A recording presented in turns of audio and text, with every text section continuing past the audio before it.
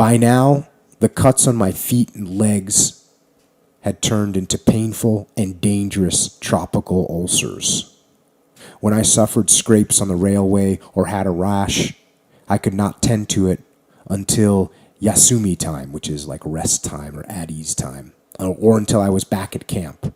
Then I wrapped leaves around the cuts at night to keep the flies off, but it was useless, and the ulcers usually spread. They rotted your flesh, muscle, and tendons. People were left with gaping holes as the flesh simply fell away. An ulcer would eat deep into your flesh, so deep you could sometimes see the white of bone. Even worse, if you were not careful, they could become gangrenous, and many men lost legs that way, by improvised amputation, without anesthetics or drugs.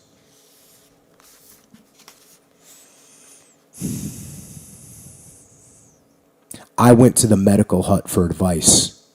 In common with most of the men, tropical ulcers had engulfed my feet, ankles, and lower calves. I had avoided the medical hut until that point. It was set aside from the sleeping huts and about the same size as ours. The officer in charge was Dr. Matheson, a likable character from Paisley, just outside Glasgow, where he had studied medicine. He had come to Singapore about the same time as me, and would later, in much different circumstances, save my life. On this, my first encounter with him, he would at least save my legs. Sneaking under the cloud of black flies that circled outside the hut like a swarm of miniature vultures, I entered nervously. The overpowering stench immediately had me gasping. Stepping across the cadaverous forms of 5 or 6 men who appeared to be rapping at death's door, Dr. Matheson introduced himself. I had not spoken for so many days that when I went to reply, my parched throat failed me. "Here," he said, handing me a half-coconut cup of water. "Get this down you." I sipped the cool water down and thanked him, asking how his patients were. Dr. Matheson, in his mid-30s at this point, appeared weary beyond his years. He was probably on self-imposed half rations just to keep some spare for his patients. The men had spoke highly of him, and many of our doctors were revered as saintly figures. The doctor took me by the arm and led me down to the far end of the hut, away from the men. In a soft West Coast accent, he said, "Half of these men will die within days. The other half, who knows? If I had access to some proper clinical treatments, drugs, or instruments, they might live, but that is not possible, as I'm sure you know." I could only nod in agreement. The squalor and stench of death inside the hut was appalling. "What can you do for them?" I asked.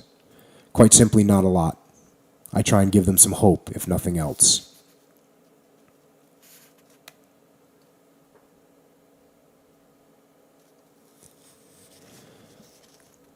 He went on.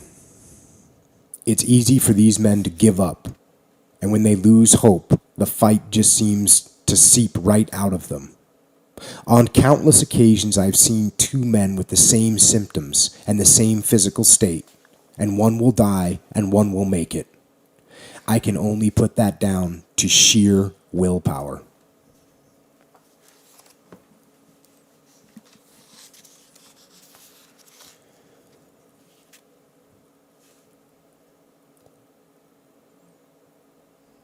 We do talk about willpower.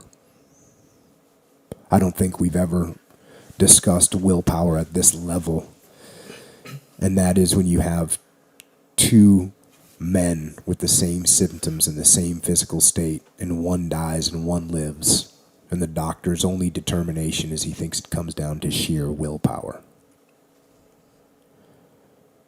The will is strong. It is a strong force.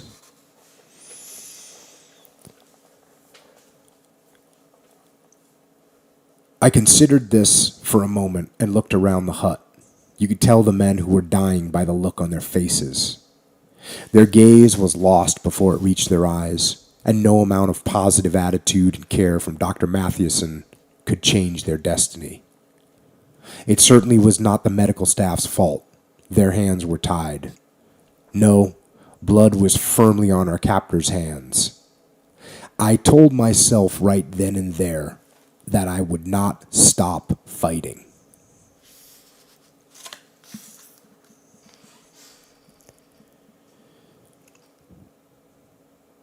"What can you do for this?" I asked the doctor, lifting a foot onto a bamboo chair. Tropical ulcers, a disease of food, filth, and friction.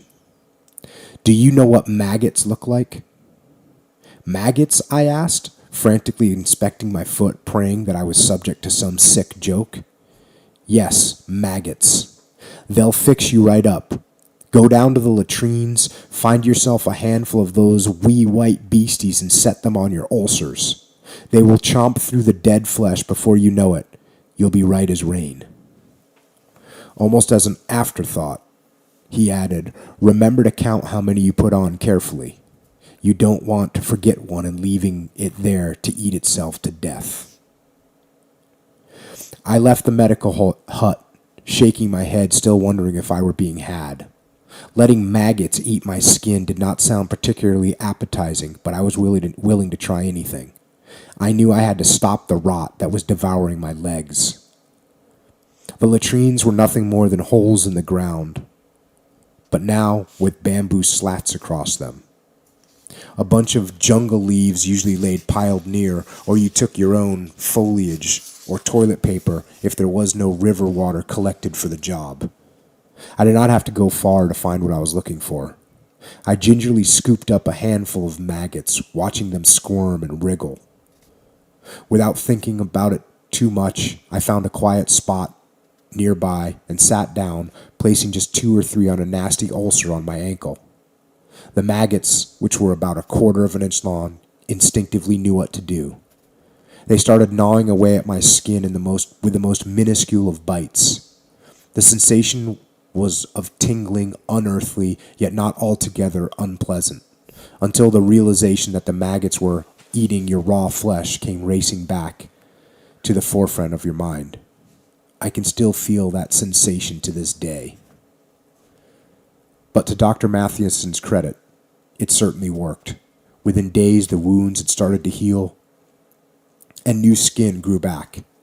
It was a trick that I persisted with throughout my time on the railway, passing it on to other men when I thought I could.